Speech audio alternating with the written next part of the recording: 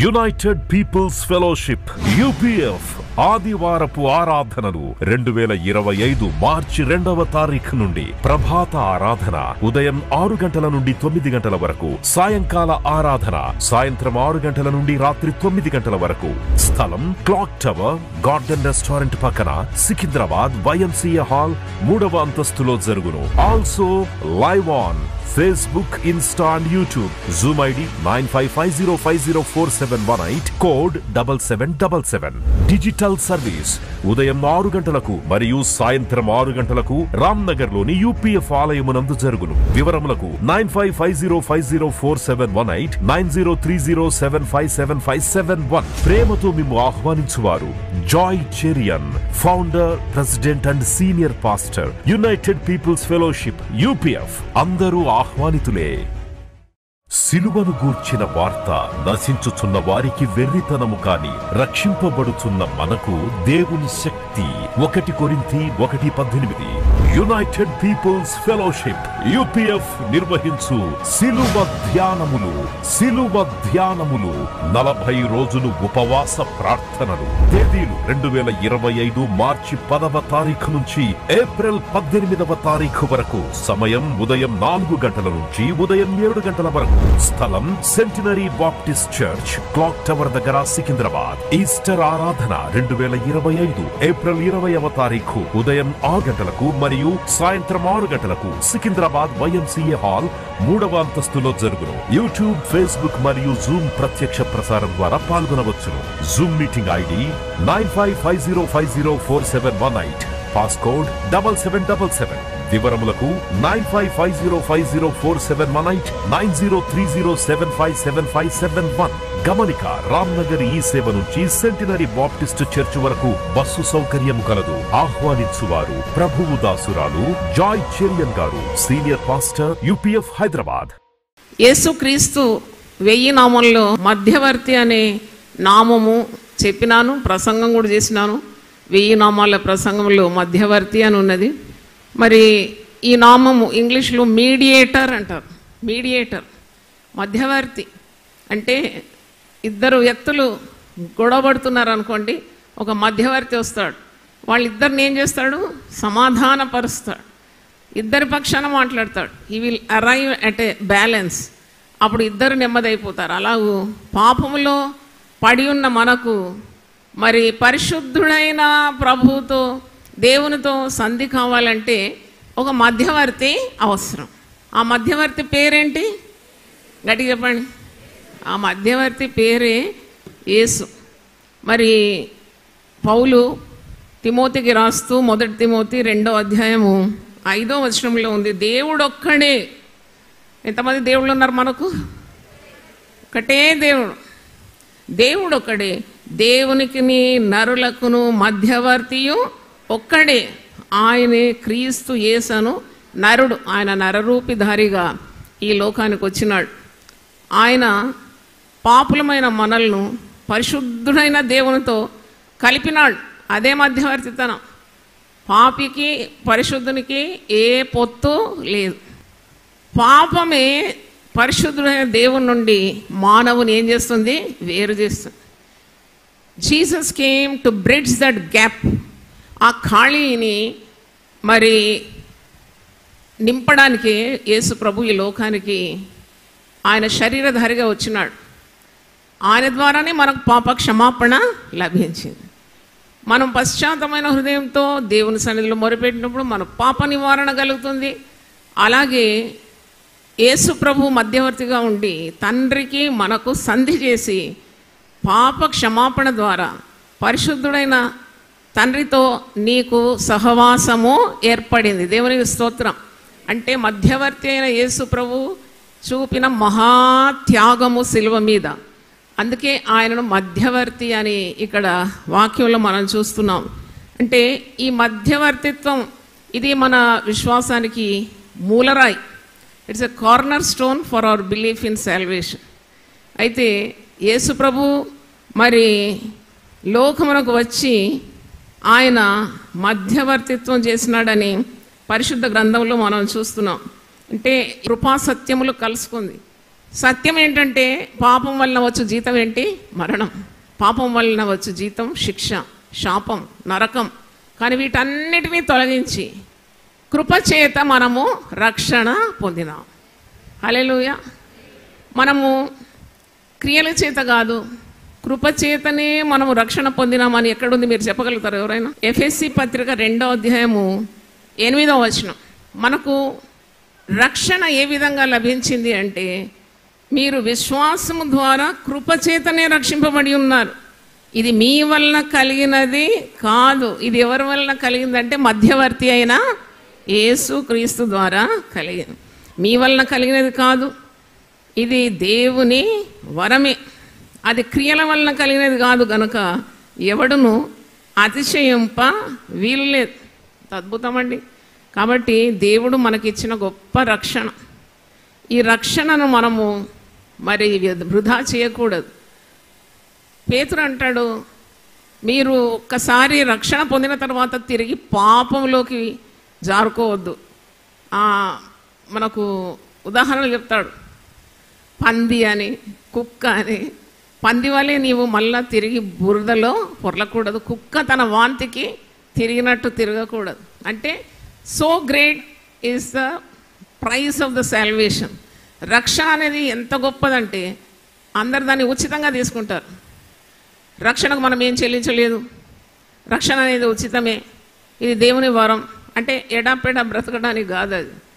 అందుకే పౌలు ఫిలిప్పీలకు రాస్తూ 2వ అధ్యాయం 12వ వచనంలో, దేవుడు మీకు అనుగ్రహించిన రక్షణను భయంతోనూ వణుకుతోనూ కొనసాగించాలి.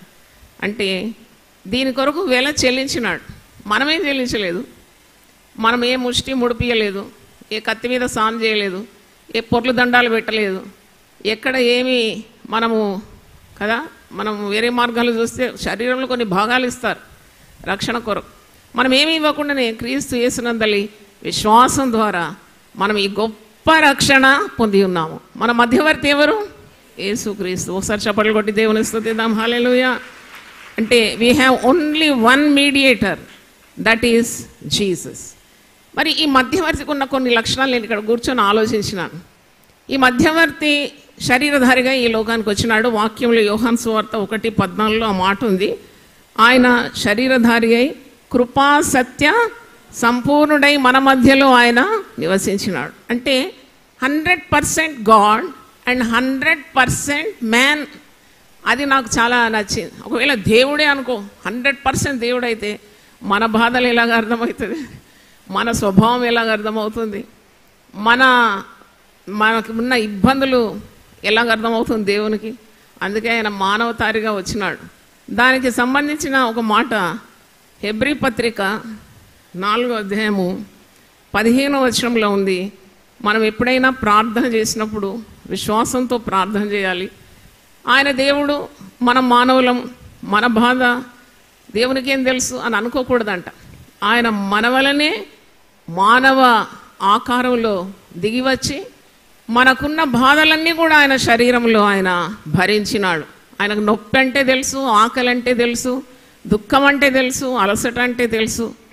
మరి ఇవన్నీ కూడా ఆయన శరీరంలో అనుభవించినాడు. అందుకే పౌలు హెబ్రీలకు రాస్తూ 4వ అధ్యాయము 15వ వచనంలో ఒక మంచి మాట, మన ప్రధాన యాజకుడు మన బలహీనతల యందు మనతో సహానుభావము లేనివాడు కాడు. నువ్వు పాపంలో పడిపోయినావు అనుకో, అప్పుడు ఇంకంతే, దేవుడు నన్ను చంపేస్తాడు అని అనుకోకుండా అర్థం చేసుకుంటాడు యేసు ప్రభు. నేను ధైర్యంగా ఇక్కడ ఏమంటున్నాడంటే, మన ప్రధాన యాజకుడు మన బలహీనతల యందు మనతో సహానుభవం లేనివాడు కాడు, కానీ సమస్త విషయంలోనూ మన వలనే శోధింపబడినను ఆయన పాపము లేనివాడుగా ఉండెను. అంటే మనలాగానే, అంటే మనలాగా పాపం ఏం చేయలేదు యేసు ప్రభు. ఆయనలో పాపం లేకుండింది. నాలో పాపం ఉన్నదని మీలో ఎవరైనా రుజువు చేయగలరా అని ప్రశ్నించినాడు. పాపం లేనివాడుగా ఉండినాడు, కానీ ఆయన మనకు కలిగే ప్రతి emotional problem, physical problem, spiritual problem, అది ఆత్మీయ పరంగా అయినా శారీరకంగా అయినా నీవు ఏ విధమైన బాధ అనుభవించినా ఆయన మన బాధలో సహానుభవము లేనివాడు కాడు. సంతోషమైన మీకు నిన్నెవరైనా మోసం చేసినారంటే యేసుప్రభు కూడా ఆ మోసాన్ని ఏం చేసినాడు? తట్టుకున్నాడు. మరి నిందించినారు, అవమానించినారు, దుఃఖం, కీడు, వస్త్రహీనత, ఉపద్రవం, లేని నిందలు వేయడం, ఇవన్నీ కూడా యేసుప్రభు మనకంటే ముందుగా ఇవన్నీ కూడా సహించినాడు. దేవునికి స్తోత్రం. అందుకే he knows all our problems. ఇక్కడ పౌలు ఏమంటున్నాడంటే, మనం కనికరింపబడి సమయోచితమైన సహాయము కొరకు కృప పొందినట్లు ధైర్యముతో కృపాసనం యొద్దకు చేరుదాం. ధైర్యంతో వెళ్ళాలని. నువ్వు భయపడే అవసరం లేదు. నీకు ఒక మధ్యవర్తి ఉన్నాడు. ఈ మధ్యవర్తి నీకున్న అనుభవాలన్నీ ఆయనకు తెలుసు, నీకున్న భావోద్రేకాలన్నీ ఆయనకు తెలుసు, నీకున్న నొప్పంతా ఆయనకు తెలుసు, నీకున్న ఇబ్బందులు ఇక్కట్లన్నీ తెలుసు, నీకున్న శత్రుబాధ తెలుసు, నీకున్న ఆటంకాల అడ్డులన్నీ తెలుసు, ఆర్థిక ఇబ్బందులన్నీ తెలుసు. కాబట్టి మనతో ఈయన సహానుభవం కలిగిన వాడు, అయినా ఆయనలో పాపం లేనివాడు, పరిశుద్ధుడు. మనల్ని అర్థం చేసుకునే శక్తి ప్రభువుకుంది.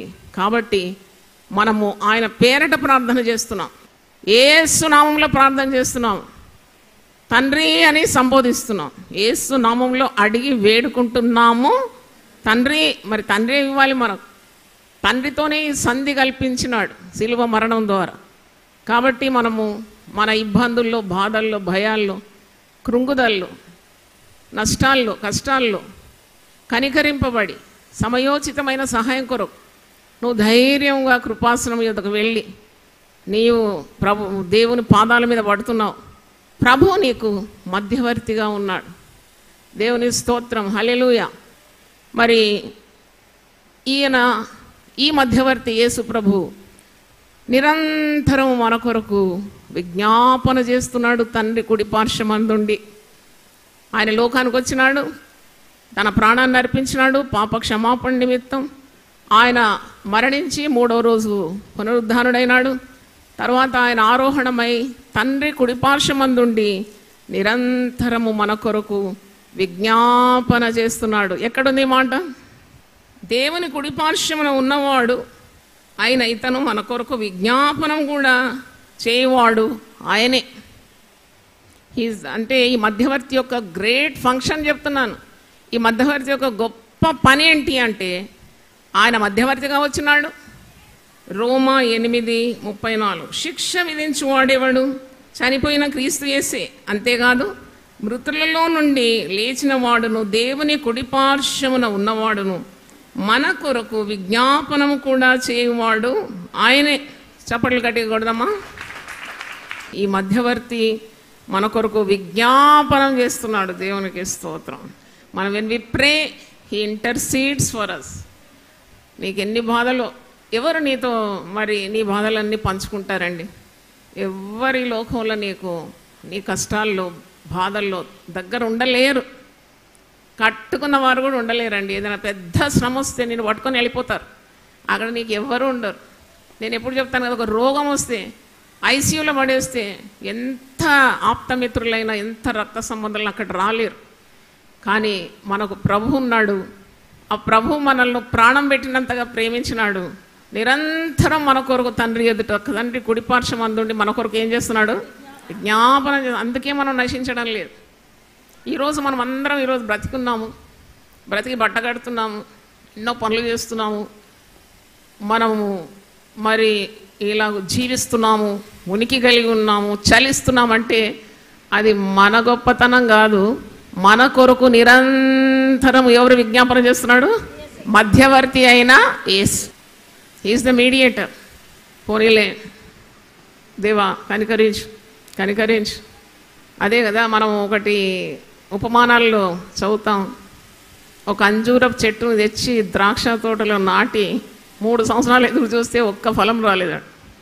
తోటమాలితో యజమానుడు అడుగుతాడంట, ఎందుకు? ఎరువు దండగా, స్థలం దండగా, నీరు దండగా, దీన్ని కొట్టిపారవే, ఎందుకంటే ఇది ఫలించడం లేదు. అప్పుడు ఆ తోటమాలి ఏం చేస్తున్నాడు తెలుసా? యజమాని దగ్గర బతిమాలుకుంటున్నాడు. ఆయన మధ్యవర్తిత్వం చేస్తున్నాడు అన్నమాట. ఆ చెట్టు కొట్టి పడవేయకుండా మధ్యవర్తిగా నిలబడి యజమాని దగ్గర గోజాడుతున్నాడు. ఈ సంవత్సరం కూడా ఉండని, అది ఫలించినా సరే ఫలించకున్నా సరే, గివ్ 1 more ఛాన్స్, మరొక అవకాశం. నాకు అనిపిస్తుంది మనందరి పక్షాన ప్రభు ఇలాగే విజ్ఞాపన చేస్తున్నాడు. దేవుని స్తోత్రం. 2024 సంవత్సరంలో దేవుడు ఇచ్చిందంతా మింగినారు, తిన్నారు, అనుభవించినారు, కట్టుకున్నారు. కొత్త ఇండ్లు, కొత్త వస్త్రాలు, కొత్త కార్యాలు, ఎన్నెన్నో దీవెనలు. ఒక్క ఆత్మనైనా ప్రభు కొరకు సంపాదించినావా? కదా, సంపాదించలేదు. ఎవరినైనా గుడికి నడిపించినావా? లేదు. ఒక మంచి పని అయినా చేసినావా? లేదు. స్వార్థం. అప్పుడు ప్రభుతో మరి తండ్రి అయిన దేవుడు వాదిస్తాడేమో ఇలాగంటే, కొట్టిపానమే, his days on the earth is enough, his not bearing any fruit. అప్పుడు యేసు తండ్రి అయిన దేవుని కుడిపార్శ్వమందుండి, please extend her life or his life by 1 more year, ఇంకొక సంవత్సరం. అందుకే ఈ 2025లో మనం ఇక్కడ ల్యాండ్ అయి కూర్చున్నాం. ఈ 2025 మనం అనుకుంటాం మనం చాలా గొప్పోళ్ళం, ప్రార్థన పరులం, చాలా నీతిమంతులం, భక్తి పరులం, అందుకే ఒక్క సంవత్సరం దేవుడు ఇచ్చినాడని కాదు. మధ్యవర్తి అయిన యేసు మన కొరకు నిరంతరం ఏం చేస్తున్నాడు? విజ్ఞాపన చేస్తున్నాడు. అందుకే మనం నిర్మూలము కాకుండా ఉన్నాము. హల్లెలూయా. చప్పట్లు కొట్టి దేవుని స్తుతించండి. అంటే దేవుడు నీ కొరకు విజ్ఞాపన చేస్తున్నాడు. నీ ప్రార్థనలు మాత్రం కాదు. చాలా ప్రార్థన పరురాలని కొందరు గర్విస్తూ ఉంటారు. నాకైతే దాంట్లో ఏమీ కొత్త అనిపించదు. ఎందుకంటే ప్రార్థన అంటే అడుక్కోవడమే కదా. ఈ అడుక్కోవడంలో ఇంత గర్వించడం ఏమి ఎందుకు అని అనుకుంటాను నేను. నువ్వు స్తుతిస్తే అదొక స్టైలే వేరు. నిరంతరం స్తుతిస్తున్నావు. ఇశ్రాయేలు చేయు స్తోత్రముల మీద ఆయన ఆసీనుడై ఉన్నాడు. స్తుతి అంటే నువ్వు ఇస్తున్నావు, ప్రార్థన అంటే అడుక్కుంటున్నావు. ఏది మంచిది? ప్రార్థన మంచిదే, కానీ దేవుని స్తుతించడానికి చాలా మర్చిపోతారు. More prayer but no praise.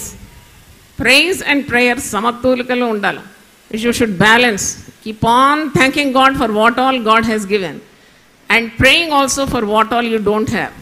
అంటే మరి నిరంతరము తండ్రి కుడిపార్శ్వమందుండి మన కొరకు ఆయన విజ్ఞాపన చేస్తున్నాడు. ఆయన నువ్వు చేసే పాపాలు లేక నీ బలహీనతలు, కొన్నిసార్లు నువ్వు నిలబడలేదు, నువ్వు జారిపోతూ ఉంటావు. కానీ పడకుండా పట్టుకునేది ఎవరు తెలుసా? మన మధ్యవర్తి. దేవునికి స్తోత్రం. పడకుండా మనం పాడతాం కదా, పడకుండా నిలబెట్టుము, నన్ను జారకుండా కాపాడుము. హల్లెలూయా. నేను 50 సంవత్సరాలు సేవ చేసిన, 30 సంవత్సరాలు సేవ చేసిన అని చెప్పుకుంటాం కదా, కానీ మనల్ని పడకుండా నిలబెట్టింది ఎవరు తెలుసా? మన మధ్యవర్తి. దేవునికి స్తోత్రం.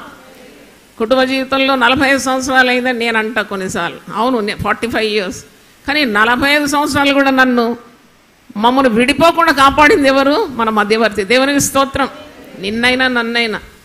ఏంటండి మరి కుటుంబ జీవితం అంటే అంత సునాయాసమా? 2 వ్యక్తులు కలిసి జీవించాలి మరణాంత వరకు. అంటే ఎవరి కృప కావాలి? దేవుని కృప. పిల్లలు జల్లెలతో సంతోషంగా నువ్వు జీవిస్తున్నావంటే కూడా మరి మధ్యవర్తి యొక్క అనుగ్రహం అని నేనైతే భావిస్తున్నాను. దేవునికి స్తోత్రం.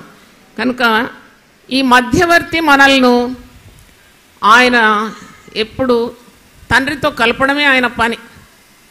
మధ్యలో ఉన్న నీ అవకతవకలన్నీ కూడా క్షమించి నీ కొరకు విజ్ఞాపన చేస్తూ, he's advocating for you, he's fighting for you, he's pleading for you. That is the real mediator Jesus.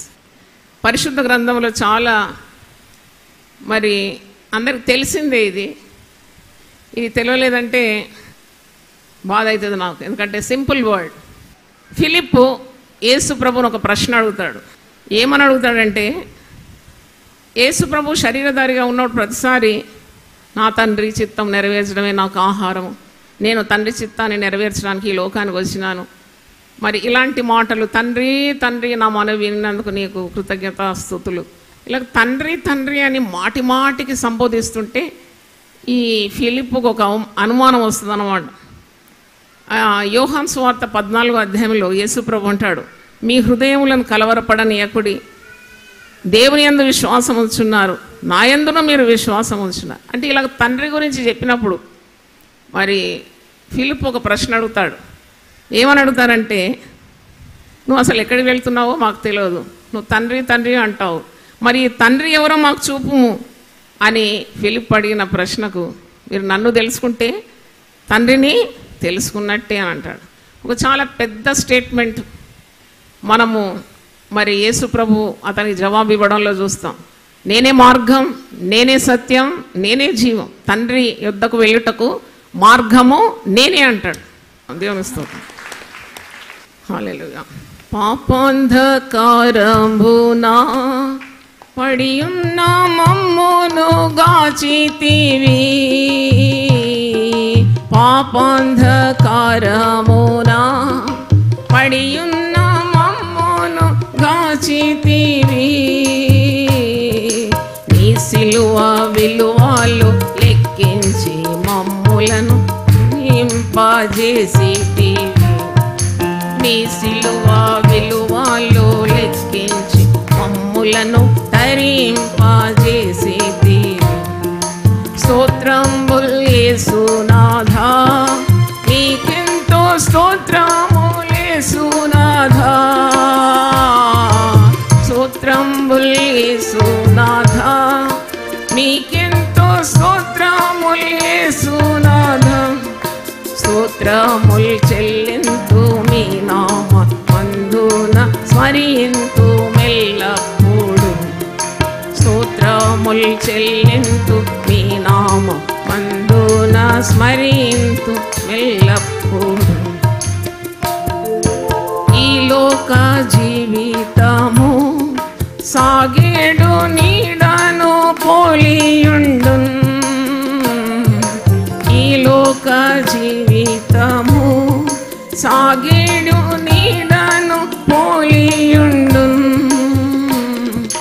నీ జాడలందున నడచి వెళ్ళేదను మహిమా కిరీటముకై, నీ జాడలందున నడచి వెళ్ళేదను బ్రహ్మ కిరీటముకై.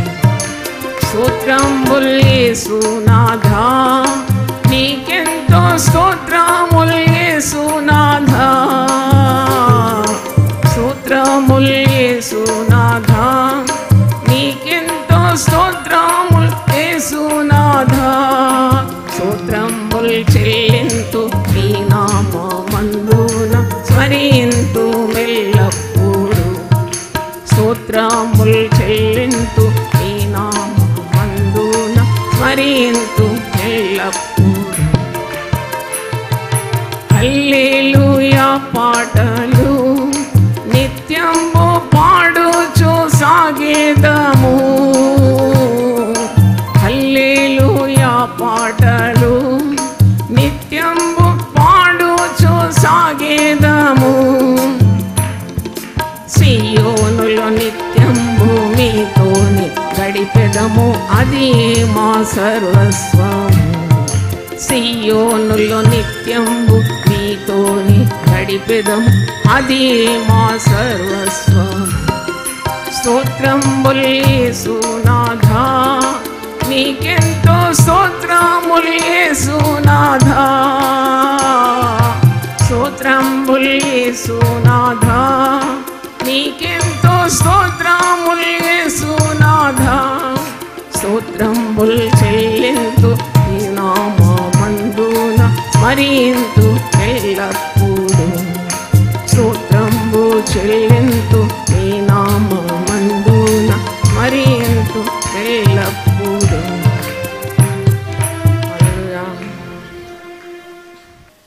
నాయన నీ పాదములకు స్తోత్రం. మరి ఒకసారి మేమందరం దీన హృదయంతో నీ పాదాలు పట్టుకొని ప్రార్థన చేస్తున్నాం. గాఢాంధకారంలో పాపపు స్థితిలో ఉన్న మాకు నీవు నీ ప్రాణం బలియాగంగా ఇచ్చి తండ్రి చిత్తాన్ని మరణం పొందినంతగా విధేయత చూపి దివి నుండి భూమికి నేను నీవు సమర్పించుకొని మానవునిగా మానవ శరీరంలో దాసుని రూపం దాల్చి మా కొరకు వచ్చినావు. ప్రాణం పెట్టినంతగా మమ్మల్ని ప్రేమించినావు. రక్త ప్రోక్షణ లేని పాప క్షమాపణ లేదు. నీ రక్తము చివరి బొట్టు వరకు మాకు ధారపోసినావు. తండ్రితో సంధి కల్పించినావు. అబ్బా తండ్రి అని మొరపెట్టి కుమారుని ఆత్మ మాలోనికి రావడానికి నీవే కారణం. నీవే మధ్యవర్తిగా ఉండినావు తండ్రి. నీకు వందనాలు. కృపాసత్యములు ఒకదాన్నొకటి ముద్దు పెట్టుకొనెను. అవును ప్రభువా, సత్యమేమంటే పాపం వలన వచ్చు జీతం మరణమే. మేము మరణించాల్సిన స్థానంలో నీవు మరణించి మా పాప రుణము చెల్లించినావు. అవును, కృపచేతనే మేము రక్షణ పొంది ఉన్నాం. అది నీవు చేసిన గొప్ప కార్యం నాయన. తండ్రికి, పరిశుద్ధులైన తండ్రికి, పాపులమైన మాకు మధ్యవర్తిత్వం నీవే తండ్రి.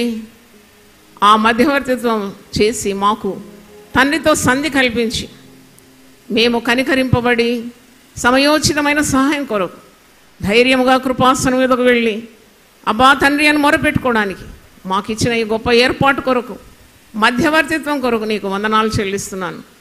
అయినా దేవునికి నరునికి మధ్యవర్తి ఒక్కడే, యేసు క్రీస్తు అని ఎంత స్పష్టంగా పౌలు తిమోతి పత్రికలో వల్లిస్తున్నాడు. నీవే మా మధ్యవర్తివి నాయన, నీకు స్తోత్రం. మరి ఒకసారి మాకు ఈ గొప్ప కార్యాన్ని జ్ఞాపకం చేసినందుకు నిన్ను స్తుతిస్తున్నాను.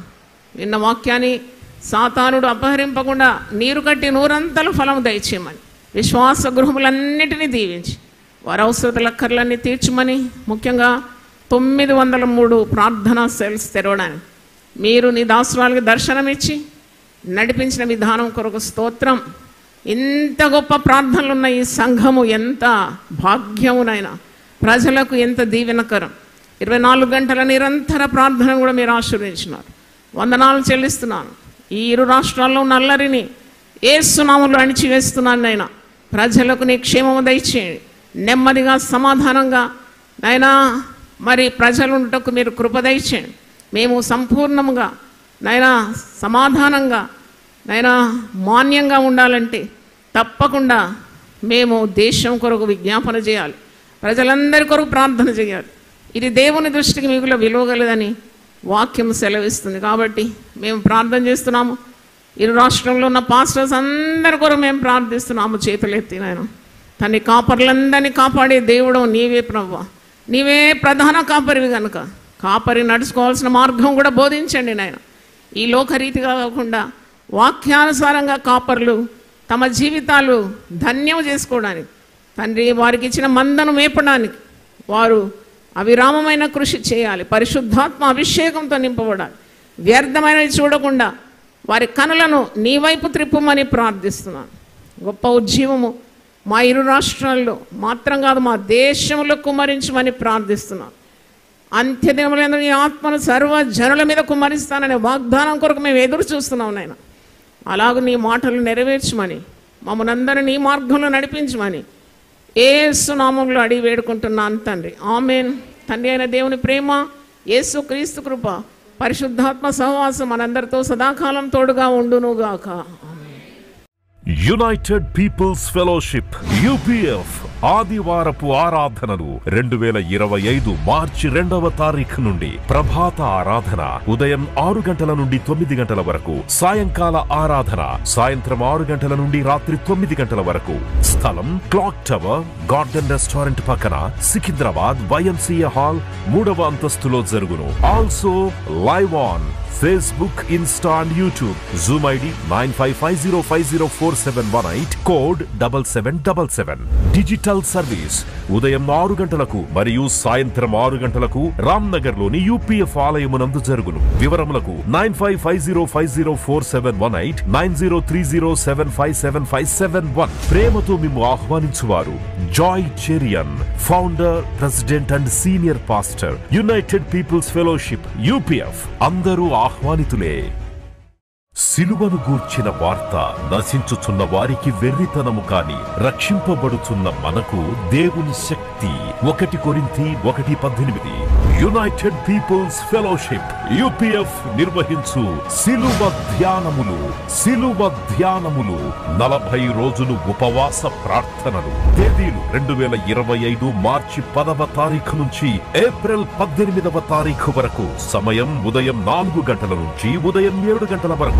స్థలం centenary baptist church, clock tower దగ్గర, సికింద్రాబాద్. ఈస్టర్ ఆరాధన 2025 ఏప్రిల్ 20వ తారీఖు ఉదయం 6 గంటలకు మరియు మరియు సాయంత్రం 6 గంటలకు సికింద్రాబాద్ YMCA హాల్ 3వ అంతస్తులో జరుగును. యూట్యూబ్, ఫేస్బుక్ మరియు జూమ్ ప్రత్యక్ష ప్రసారం ద్వారా పాల్గొనవచ్చును.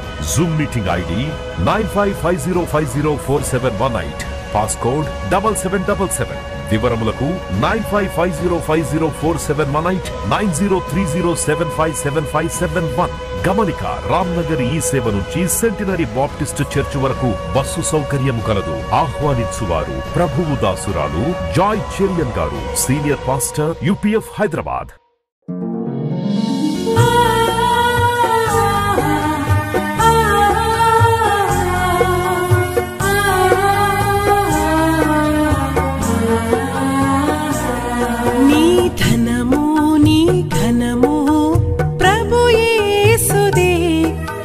దశమా భాగమునీయ వెనుదీతువా.